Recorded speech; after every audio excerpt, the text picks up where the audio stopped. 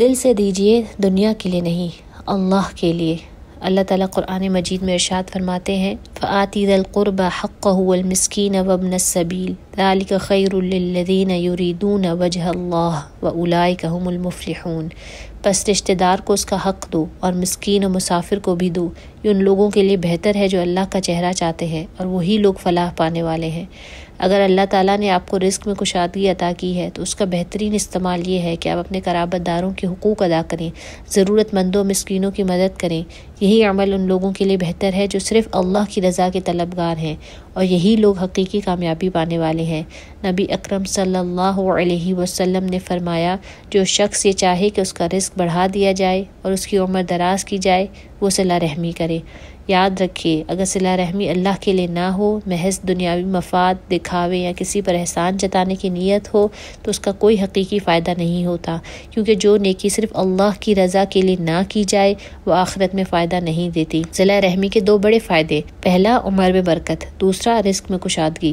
اسی تسلسل میں اللہ تعالیٰ آگے ارشاد فرماتے ہیں وَمَا آتَيْتُم مِّن رِّبًا لِيَرْبُو فِي أَمْوَالِ النَّاسِ فَلَا يَرْبُو عِندَ اللَّهِ وَمَا آتَيْتُم مِّن زَكَاةٍ تُرِيدُونَ وَجْهَ اللَّهِ فَأُولَٰئِكَ هُمُ الْمُضْعِفُونَ۔ اور جو کچھ تم سود دیتے ہو تاکہ لوگوں کے مال میں اضافہ ہو جائے تو وہ اللہ کے نزدیک نہیں بڑھتا، اور جو زکوٰۃ تم اللہ کا چہرہ چاہتے ہوئے دیتے ہو تو وہی لوگ اپنے مال کو کئی گنا بڑھانے والے ہیں۔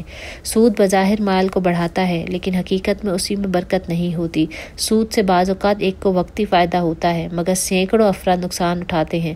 اس کے برعکس زکوٰۃ و صدقات اگر صرف اللہ کی رضا کے لیے دیے جائیں تو ان میں خیر، برکت و دلی سکون ہوتا ہے۔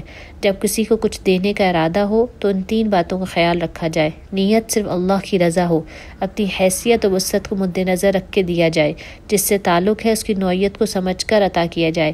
چھوٹے کو دیں تو شفقت و محبت کا اظہار ہو، بڑے کو دیں تو ادب اور احترام کا اظہار ہو، دوست کو دیں تو محبت بڑھانے کا ذریعہ ہو، کمزور کو دیں تو عزت افزائی اور ضرورت پوری کرنے کا جذبہ ہو۔ یاد رکھیں صرف رسم دنیا نبھانے کے لیے یا بدلہ چکانے کے لیے دینا نیکی کے اصل مفہوم سے دور ہے۔